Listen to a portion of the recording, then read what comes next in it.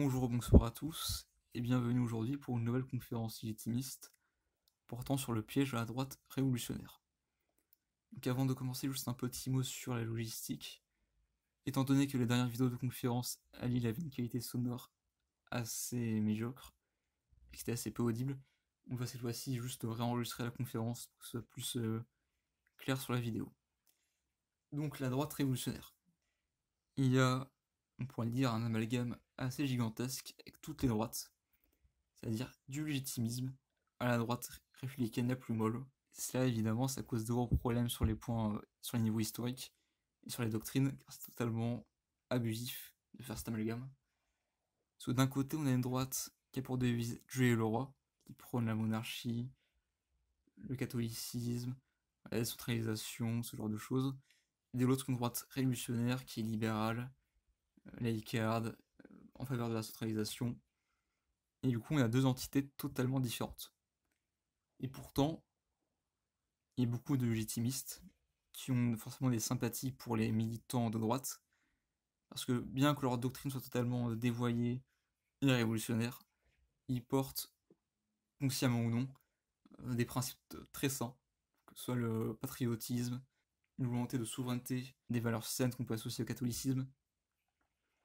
Et donc, bien que ces militants soient attachés à des groupes révolutionnaires avec une histoire et des conséquences tragiques pour le pays, eh bien, on a naturellement une sympathie pour ces personnes-là à cause de ces, ou plutôt grâce à cause de ces principes sains.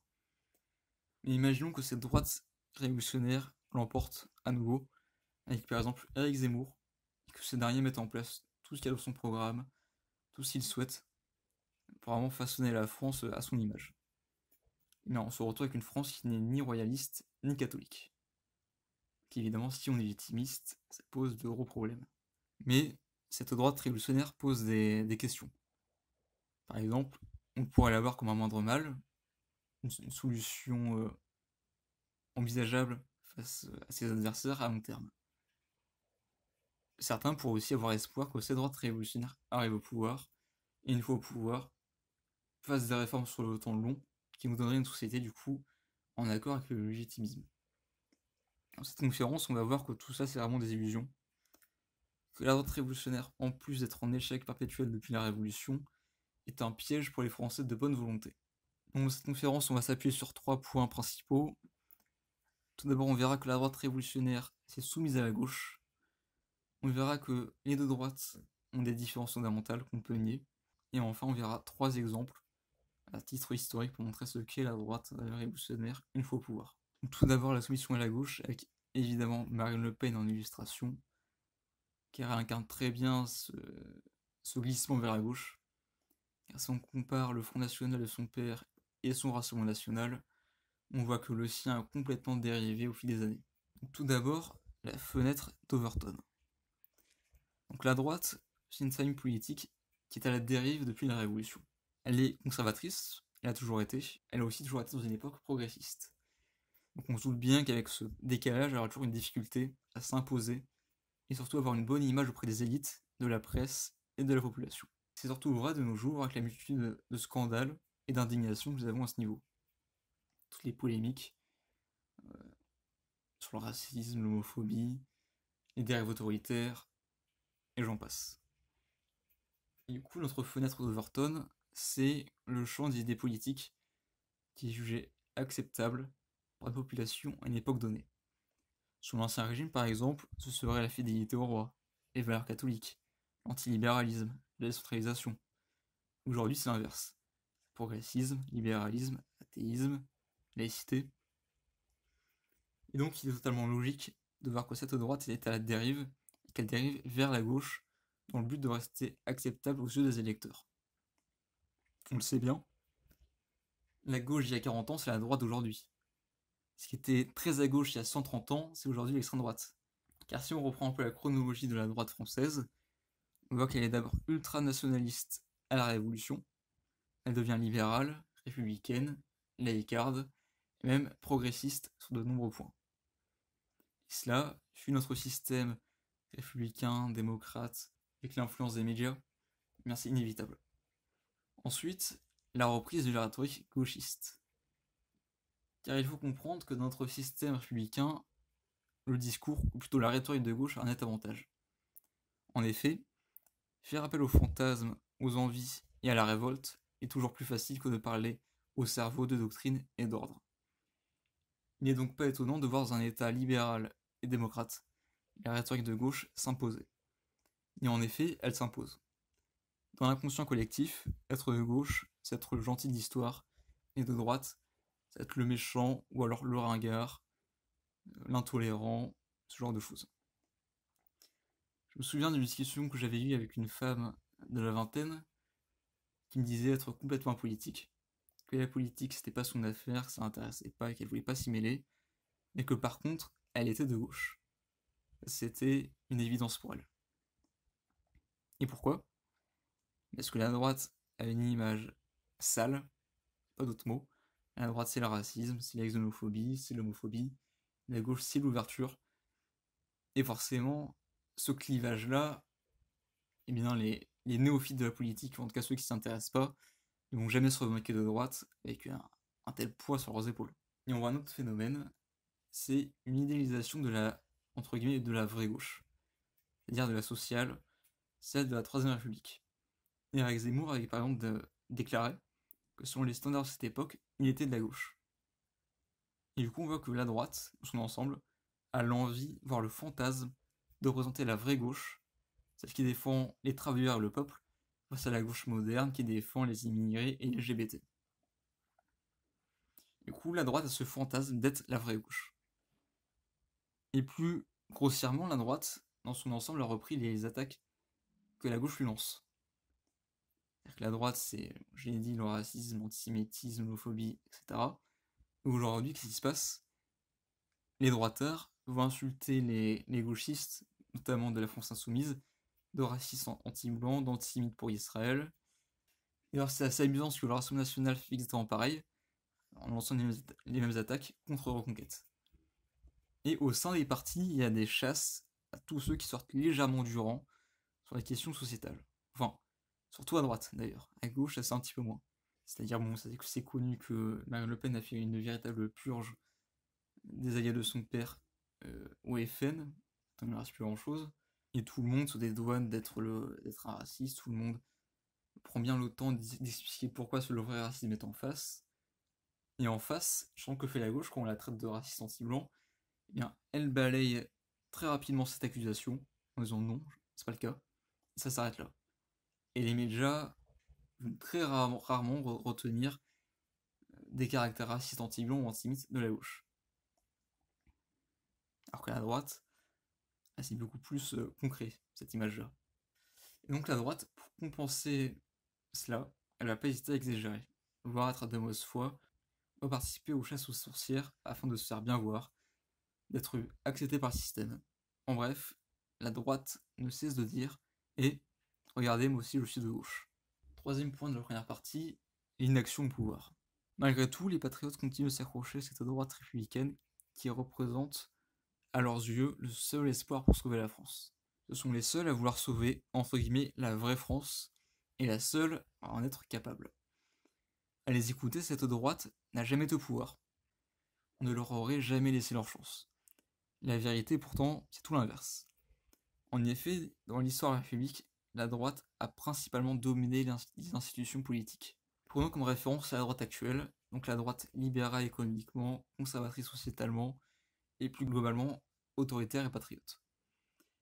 Elle a au pouvoir à la Révolution, avec le nationalisme, l'exaltation de la nation, du drapeau tricolore, de l'identité nationale, du jacobinisme, du libéralisme avec la destruction des corporations, l'anticléricalisme, même qui gardait malgré tout des valeurs assez conservatrices pour notre standard d'aujourd'hui.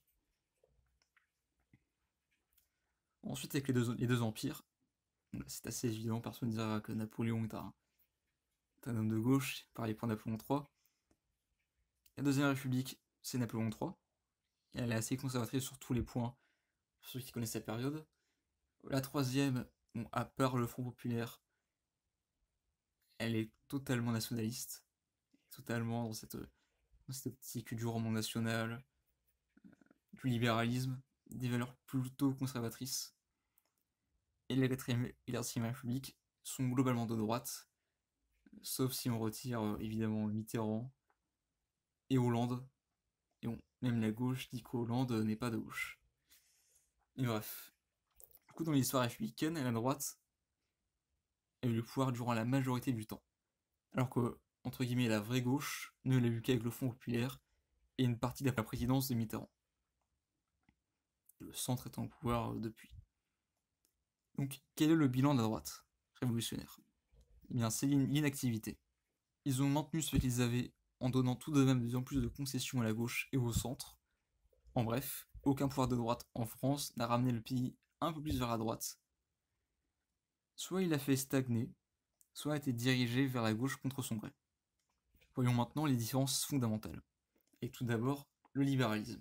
Nous avons vu que de par sa posture et le système en place, la droite révolutionnaire ne peut accéder au pouvoir qu'à condition de rester dans l'inactivité. Mais qu'en est-il du fond? Toute la droite actuelle est libérale. Pourtant, la droite originelle, la droite monarchiste, est antilibérale par définition. Du centre à l'extrême droite, le libéralisme est pourtant maintenant un pilier de ces groupes. Ce libéralisme est pluriel. Il est déjà économique.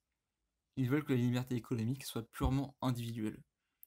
Elles doivent résider ni dans l'État, ni dans les syndicats, ni dans les travailleurs. Ils sont en ce sens en faveur d'une liberté accrue, voire totale, d'entreprise. A l'inverse, la droite contre-révolutionnaire veut le retour des corporations qui allient l'employé à son patron pour rédiger leurs conditions de travail et ce avec la coordination des corps de métier. L'autre libéralisme est politique. Les républicains parlent de liberté au singulier, avec un L majuscule, dans son sens absolu. L'homme doit être libre de manière générale. C'est alors que cette droite ne fait que parler de démocratie, de référendum, de souveraineté populaire. On peut remarquer que c'est hypocrite, car comme tous les partis politiques, elle est incapable de rassembler la majorité des Français, et base tout de même sa légitimité dessus. On a donc une souveraineté nationale et populaire avec des larges libertés individuelles. La droite moderne est favorable au mariage homosexuel, à l'avortement, et elle le sera bientôt pour l'euthanasie et la GPA. A l'inverse, les légitimistes veulent des libertés politiques collectives qui se retrouvent dans les différents corps sociaux, la famille, le travail, la ville, la province, et tout en haut, le pouvoir royal, avec le roi qui est le seul à disposer de la vraie souveraineté. Ensuite, cette droite républicaine et révolutionnaire est soumise à l'OTAN et à l'UE. Elle a un gros problème de souveraineté. Car oui, cette droite a un problème de manque de souveraineté et d'indépendance vis-à-vis des autorités internationales. En effet, rares sont les partis de droite à proposer de quitter l'Union européenne ou de grandement s'opposer aux directives données par l'OTAN, pour ne pas dire les États-Unis. Et donc, comment restaurer la société française en restant soumis à ces entités anti-françaises? Comment retrouver la prospérité si nous sommes au service d'un continent?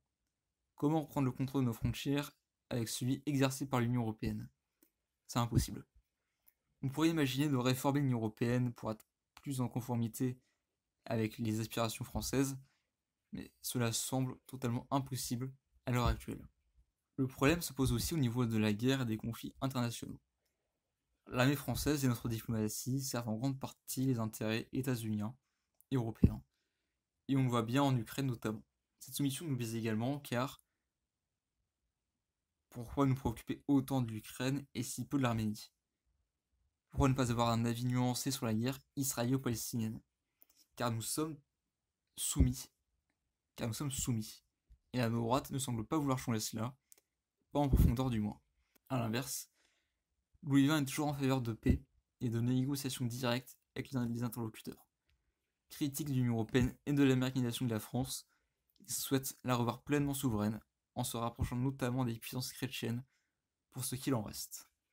Un autre point essentiel, c'est le rapport de la droite révolutionnaire avec la religion et la laïcité.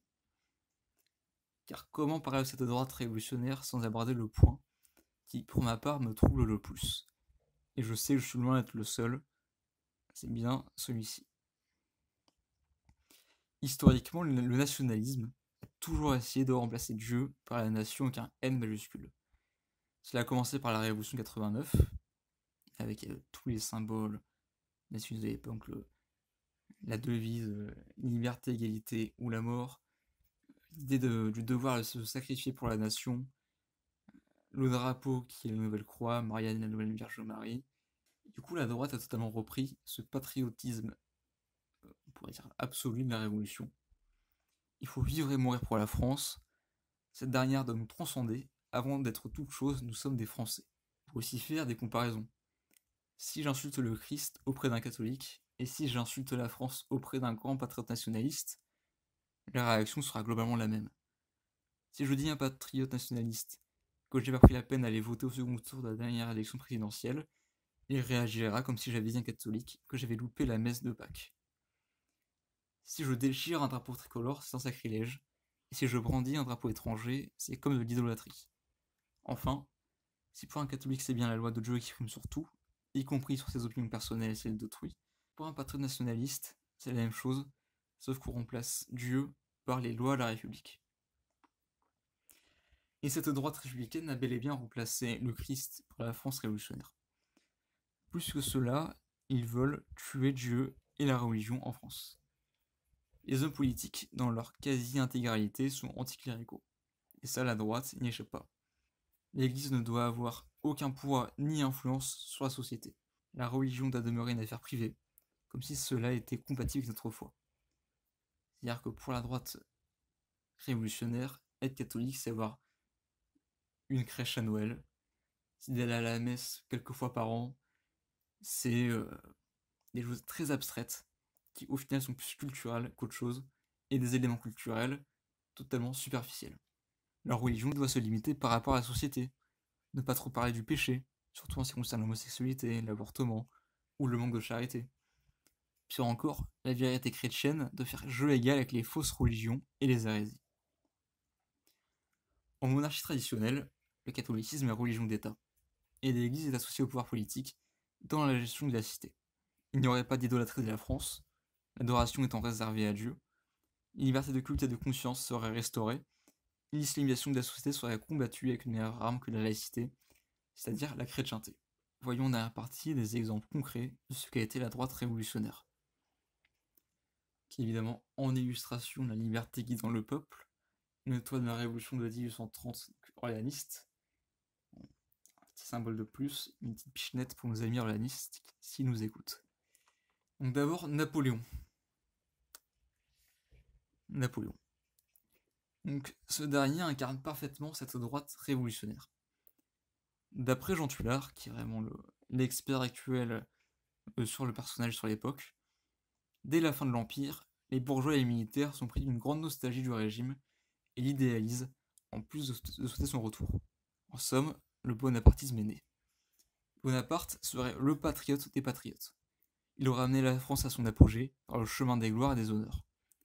Il aurait limité les abus de la Révolution, tout en préservant les bonnes valeurs, en plus d'avoir protégé la France des ingérences étrangères, à l'inverse des Bourbons, selon eux.